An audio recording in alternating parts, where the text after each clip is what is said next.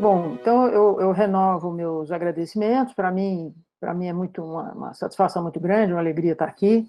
A Teoria do Estado, esse livro coletivo que nós coordenamos, se chama Teoria do Estado e Sentidos Contemporâneos. Políticas públicas foram tema do meu trabalho de doutorado, e depois, muito mais tarde, eu assumi e virei professora da Faculdade de Direito da USP na cadeira de Teoria do Estado. E a teoria do Estado, quando eu assumi em 2013, me pareceu uma área em declínio, uma área sobre a qual só se escrevia na Europa e muito pouco, em geral, professores já em fim de carreira. E isso me deixou muito intrigada e muito curiosa, e eu comecei a investigar e propus ao Murilo, e isso resultou, então, num trabalho coletivo, e desde ali a gente tem feito pesquisas, tem feito, né, eu tive a honra de estar aqui na banca de livre docência dele, foi um trabalho muito bom, em que ele explora assim, os limites que o Estado está vivendo hoje, já no período do neoliberalismo. E eu até vou usar isso como gancho, porque eu propus falar de Estado, políticas públicas, que é o tema que eu tenho mais estudado agora, e falar de educação superior a partir da minha experiência, que é bastante abrangente, eu posso comentar vários pontos. Mas então eu vou usar esse mote do problema do Estado, se o Estado está em declínio, para entender o que nós estamos vivendo agora, e mais do que isso, para entender quais são as perspectivas que se colocam no momento 2 da pandemia. Né? Então, são poucos slides, acho que são 5, 6 slides. Bom, eu começo enfatizando, é mais para organizar o raciocínio, o fato de que nós estamos vivendo crises simultâneas, né? Não é uma crise só, é uma crise de saúde, né? Que é uma crise global, uma pandemia, com números imensos e contextos geopolíticos importantes, né? Coisas que são relativamente novas, porque é a primeira crise que confronta, por exemplo, os Estados Unidos e a China, uma crise dessas proporções. Tem muita coisa no momento em que a gente está vivendo que é novo. Eu acho que é um caminho interessante tentar fazer uma espécie de decupagem, tentar separar e dissecar esse problema para entender também em que posição nós estamos e qual é a nossa condição de enfrentar esse problema. Bom, como é sabido, a crise de saúde desencadeou a política do isolamento social, que, por sua vez, vai produzir uma crise econômica. Já começou a produzir, mas a perspectiva é que vai produzir uma crise grande, paralisação da atividade econômica, com uma recessão cuja proporção não é precisa, mas já se sabe que ela será grande, será mundial, vai gerar muito desemprego, quebra de empresas e um efeito que não se sabe precisar. Assim como o de saúde, não se sabe precisar se ela vai durar meses, anos, 2 anos. A econômica também não se sabe precisar quanto durará. E no Brasil, nós temos o acréscimo de uma crise política, que tem um aspecto agudo, que é o fato de que a pandemia demanda muita coordenação, e a coordenação hoje é absolutamente escassa. O que nós estamos vendo, vários planos da vida nacional, é a dificuldade de entendimento, a dificuldade de negociação. Nós estamos vendo um recrudescimento do recurso ao Poder Judiciário, que era uma coisa que parecia que ia entrar em declínio, agora voltou a ser acionado. Então, isso nos coloca um ingrediente a mais. Isso eu acho que não é exagero, isso que nós temos lido de vários autores, de vários analistas, no sentido de que vai acontecer uma mudança de paradigma. Não é uma questão voluntária, e esse paradigma, alguns acenam que pode ser o da solidariedade ou pode ser o da degradação, da deterioração do mundo político como a gente conhece. E eu não vou trabalhar em nenhum dos polos, mas eu acho que é importante a gente ter essa dualidade em vista. Uma outra coisa é que a crise demanda tempos de resposta distintos. Nem tudo, algumas coisas ensejam respostas no prazo da emergência, coisas de meses, coisas de dias. Por exemplo, o problema do pagamento do auxílio emergencial, por exemplo, a compra dos respiradores. E outras questões têm tempo de resposta de médio prazo. Então, algumas são cumulativas, né, de emergência de médio prazo. A demanda de recurso aos estados e municípios, ela é de médio prazo. e outras demandam tempos de resposta de longo prazo.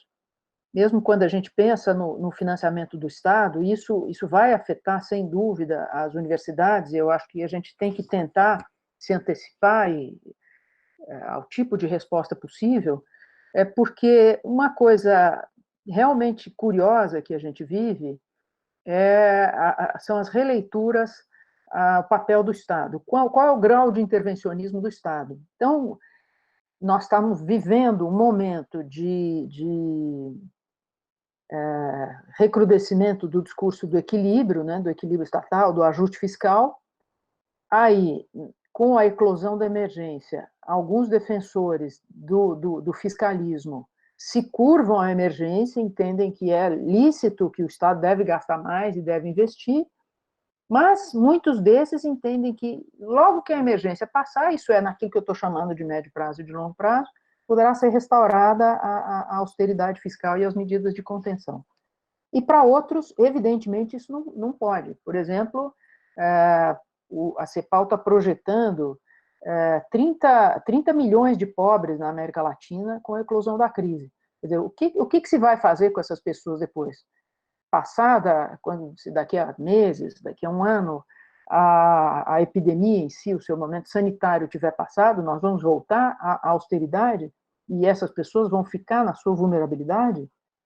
Essa resposta não é pacífica e há muito ruído. Eu entendo que, do ponto de vista de quem ocupa uma universidade pública, que é um equipamento público, da importância da universidade, tem que desenvolver, primeiro, uma capacidade de compreensão e uma capacidade de convencimento da sociedade, como é o que veio ficando evidente a necessidade desse convencimento, a necessidade de melhoria desse padrão de comunicação, ficou muito evidente nesse período mais recente, em que a universidade foi levada a uma CPI na Assembleia Legislativa, em que a universidade foi posta em dúvida. Então, eu acho que a universidade desenvolver uma capacidade de responder para isso é indispensável e é urgente.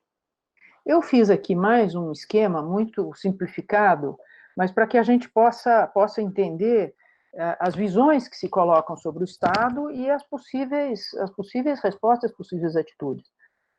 Numa visão muito esquemática, realmente esquemática, para trabalhar com os dois polos opostos, o papel do Estado pode ser identificado. Ele tem uma certa característica no chamado Estado liberal e uma característica inteiramente distinta no chamado Estado social. O Estado liberal é o Estado que emerge do século XVIII, do século XIX, em que é o Estado que assegura aquelas grandes estruturas do poder, as constituições que cuidam só da organização do poder e dos direitos mais importantes, ou dos chamados antigamente direitos naturais, ou os direitos de primeira geração, e tudo mais é deixado à liberdade de iniciativa, se garante uma proteção à propriedade quase plena, e o Estado tem uma intervenção reduzida, né? E isso está por trás, é esquemático, mas está por trás do que esse quadro pode explicar um pouco do que acontece nos Estados Unidos, por exemplo. Lá, a despeito de ter sido bandeira política de sucessivos governos, podemos dizer que quase desde o Roosevelt, em 30, um programa de saúde pública nunca se estabeleceu. Pois nos anos 60, era a bandeira do Partido Democrata, não se estabeleceu. O Obama fez disso quase que uma queda de braço, implantou o Obamacare, mas ainda assim um programa bastante modesto para as necessidades do Estado. Então, tudo isso se explica por uma filosofia, uma mentalidade que é inteiramente avessa à intervenção do Estado. Então, isso, eu não estou falando aqui jamais de história, eu estou falando de um ideário que permanece. E esse ideário, em parte, é absorvido pelo neoliberalismo, que surge dos anos 90 em diante, que exacerba essas características e acrescenta a elas a retirada daquilo que existia em termos de proteção ao trabalho e emprego. E esse acho que é a principal modificação e é a grande tormento, a grande aflição do tempo que a gente vive. Não há garantia de emprego, não há garantia de trabalho, se há trabalho não há garantia de remuneração e não há garantia em relação à desproteção sobre as circunstâncias do trabalho. É o que nós estamos vendo na pandemia em relação aos vulneráveis e aos invisíveis. E há projeções que mostram que esses vulneráveis não vão ser mais dramaticamente atingidos, obviamente, os de baixa renda, mas os de média renda vão ficar, certamente sairão da crise empobrecidos em função dessa ausência de proteção. Então, mesmo as medidas emergenciais são medidas assim de sobrevivência, não vão assegurar a renda para essas camadas médias que não tinham esse sistema de proteção. Bom, e qual é a contrapartida? Qual é o outro lado do espelho? Então, o Estado Social, como nós sabemos, é um tipo de Estado que surge basicamente no século XX e surge como resposta a crises muito definidas, a crise do capitalismo. A primeira manifestação do Estado Social é o New Deal nos Estados Unidos, de 1930 em diante, que é um programa keynesiano, quer dizer, inspirado nas propostas de Keynes, que defendia o investimento estatal para financiar produção e empregos, e, nesse sentido, buscar o reerguimento da economia. Então, no New Deal, em 1930 em diante, havia um conjunto de programas de obras, frentes de trabalho. Além disso, houve a regulamentação da Seguridade Social, a proteção do trabalho, com o fim do trabalho infantil, aqui menos pelo aspecto humanitário, mais pelo aspecto econômico, quer dizer, desempregar a criança para empregar o pai da criança. E depois, uma parte desse instrumental de intervenção foi usada no reerguimento da Europa. Em especial, tem se falado hoje no Plano Marshall, que é um plano muito específico, lançado em 1947, era um programa de financiamento dos Estados Unidos, na época valia 13 bilhões de dólares, o que corresponderia hoje a 130 bi, para a reconstrução dos países europeus devastados pela Segunda Guerra. Então, em especial, Inglaterra, França, Itália, Alemanha e Japão. E esse não era uma ajuda que tinha foco na economia. Por exemplo, no caso da Itália, essa ajuda foi toda concentrada no erguimento da indústria de automóveis. A Fiat é filha desse programa, né? Então, não são programas. Isso é importante da gente acentuar, porque é uma circunstância, uma característica completamente diferente do que a gente vive hoje. Ali era um grande projeto de incentivo de aceleração e industrialização. E foi o sucesso dessas medidas que garantiu uma expansão da industrialização muito grande e o pleno emprego durante quase 30 anos, os chamados os 30 anos gloriosos, que vão até 1973, quando acontece o choque do petróleo. Depois disso, aí nos anos 80, com a chegada da Margaret Thatcher ao governo na Inglaterra e o Reagan nos Estados Unidos, vêm iniciativas políticas que começam a lidar com o fato de que a industrialização entra em declínio e aí aquelas medidas estatais já não tinham a mesma sustentação. É uma rápida e despretensiosa passagem por aí, só para a gente ter uma ideia das referências, porque essas referências estão aparecendo no nosso debate agora. O governo acaba de lançar o que ele está chamando de Programa de Reconstrução Estatal, e chamando de Plano Marshall, mas, na verdade, ele está sendo comparado ao New Deal justamente porque é um grande programa de obras. O governo, aparentemente, vai fazer duas coisas: destravar programas de obras e colocar dinheiro federal nisso, e, além disso, vai fazer um grande programa de privatizações. Então, vai em sentido contrário a isso que está dito. Só um minuto que eu estou ficando sem bateria. Para completar esse quadrinho esquemático, o que seria uma reedição do New Deal, que já vinha sendo aventada no mundo político, é o chamado Green New Deal. Isso apareceu no conjunto eleitoral dos Estados Unidos.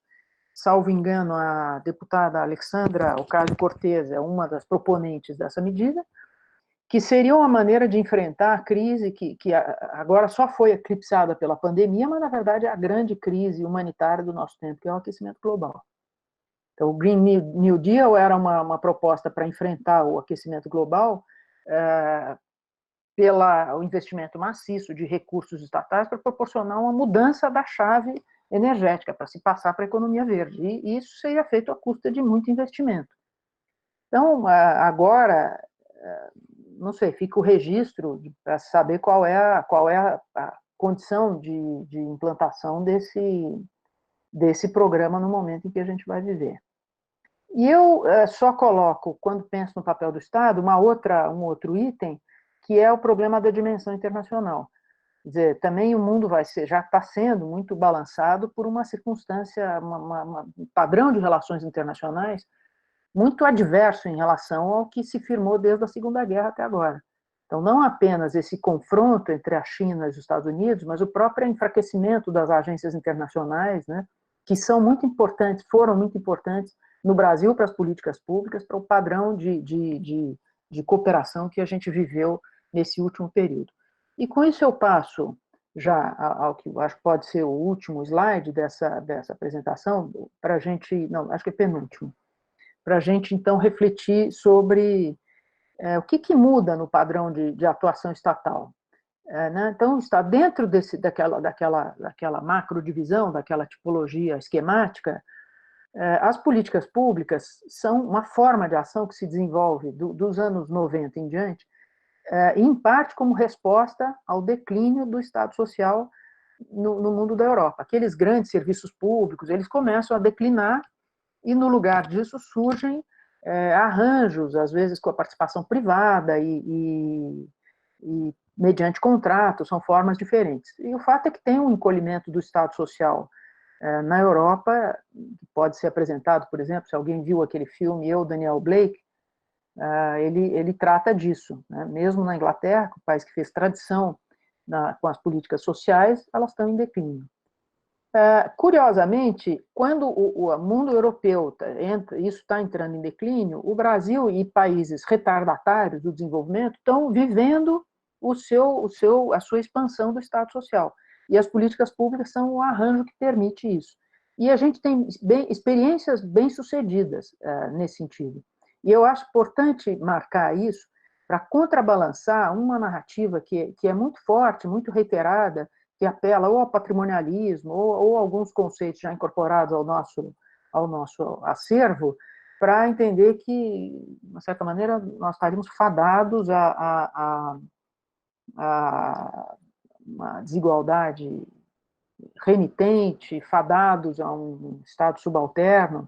E eu acho importante, então, trazer a experiência das políticas públicas, porque são experiências muito bem-sucedidas nos vários campos em que elas foram experimentadas. Né? Hoje tem sido muito falado o SUS não resta dúvida que é um caso de sucesso, porque é talvez o maior sistema de saúde pública do mundo, né, com 220 milhões de beneficiários, 75% da população mundial depende exclusivamente, da população brasileira depende exclusivamente do SUS, então não tem sistema comparável, e é um sistema universal de portas abertas, que atende desde da baixa complexidade até coisas de alta complexidade que o sistema privado muitas vezes não faz, como, por exemplo, é o caso dos transplantes. Então, é uma referência, e acho que é uma referência de organização, uma referência que a gente deve ter bem clara e bem consciente. E é uma referência também para outras políticas públicas, como foi o caso do Sistema Único de Assistência Social, que é uma área que parte no Brasil, no momento da constituição de um quadro assistencial baseado em entidades de caridade, para uma política estruturada no padrão do que existia em países desenvolvidos. E o interessante é que ela não começa com esse aspecto de sistema único. Isso vai acontecer quase 20 anos depois que já existia a Lei Orgânica da Assistência Social. Quer dizer, ela vai se organizando, consegue estabelecer pactos, negociações com os estados e municípios, o que é um desafio particular no Brasil, consegue estabelecer padrões de trabalho, consegue chegar a uma capilaridade muito importante. Então, acho que que a pergunta que nós temos que nos fazer, por que isso não está sendo suficientemente prestigiado, por que isso não está sendo suficientemente utilizado? Nós estamos vendo agora, no momento do repasse aos recursos, uma coisa como se não houvesse essa estrutura, então, uma grande interrogação, por que ela não está sendo usada. Então, esse modelo de sistema único é um modelo, uma referência importante, que chega também no mundo da segurança pública, né, no quadro do Sistema Único de Segurança Pública, que é ainda inicial. E existem outros, no caso da educação, o sistema Fundef, depois Fundeb, é muito importante. Então, o sistema está vivendo uma grande agonia, porque o Fundeb terá que ser renovado até o fim desse ano, sob pena de se extinguir, o que vai ser uma catástrofe para o sistema educacional. As políticas de cultura também vieram se estruturando, e estruturando também no sentido econômico, no sentido da economia da cultura, as políticas de ciência e tecnologia, que nos dizem mais de perto. O Brasil tem um sistema relativamente organizado, embora subfinanciado, como todas essas políticas. Então, o desafio vai ser exatamente pegar o que dá certo, né, e aí eu vou referir algumas características que exatamente as políticas públicas dão certo na medida em que elas têm ação coordenada, planejada, em que elas são baseadas em programas de ação, em que elas alcançam uma escala ampla e um público-alvo bem definido, que elas são capazes de se traduzir em dados, indicadores, que são elementos de comunicação, e elas obtêm isso que a gente, e isso eu acho importante enfatizar, não existe visibilidade sobre isso.